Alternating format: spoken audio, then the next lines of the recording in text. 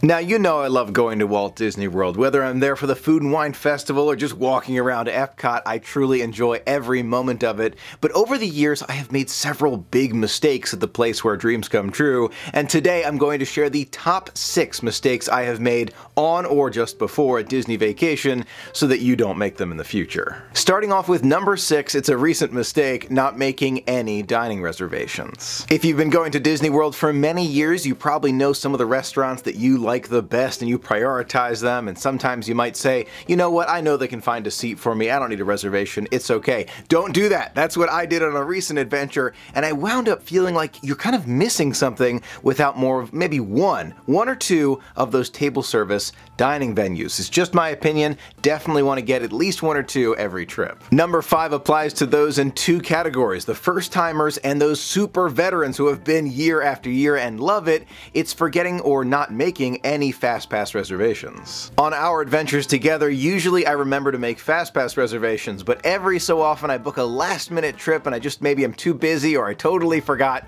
to get FastPasses for our trip. Yes, they do have some FastPasses that come out on the day that you're there, so you can find them on that day, but usually they save the best ones for those who book early, so make sure you look as early as possible. Number 4 has happened to me more than once, I'm ashamed to say, not packing correctly for the weather. Now let me know if I'm alone here, but when I think of Florida, I think of the sun and summer and all things hot. Let me know if you know what character I'm thinking of, you probably do.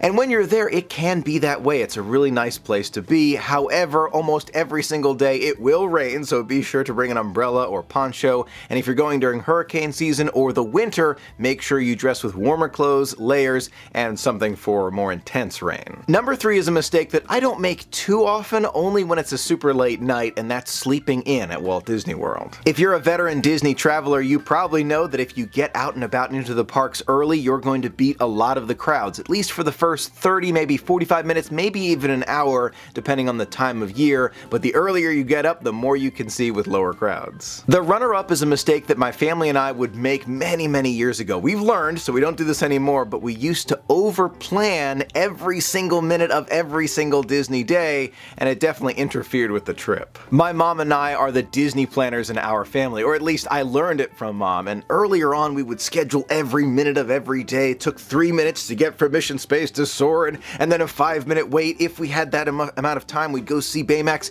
It was every single moment of the day was scheduled, and it left no room for variation, and it interfered with the trip. Take my advice, leave a little bit of breathing room so you can do other things, sit back, smell the roses. I know at Disney you want to see it all, and this ties into number 1, which I'm going to share in a moment, but you have to relax sometimes and kind of let the magic flow. Last but not least, the biggest mistake that I have made at Walt Disney World several times in the past, trying to see and do it all in one trip. I've said it before, I'm definitely going to say it again. There is absolutely no way to do it all in one trip. It's impossible. Absolutely impossible. Get that out of your head right now. It's not going to happen. Instead, prioritize the things and do the things that you really want to do. If you're a veteran Disney traveler, what would you change or maybe add to my list? I'd love to hear your thoughts. And if it's your very first trip to Walt Disney World, which tip do you think is going to help you the most? Let me know as well. I'd love to hear from you. Thank you so much for being a part of the magic with me. Until next time, have a magical day.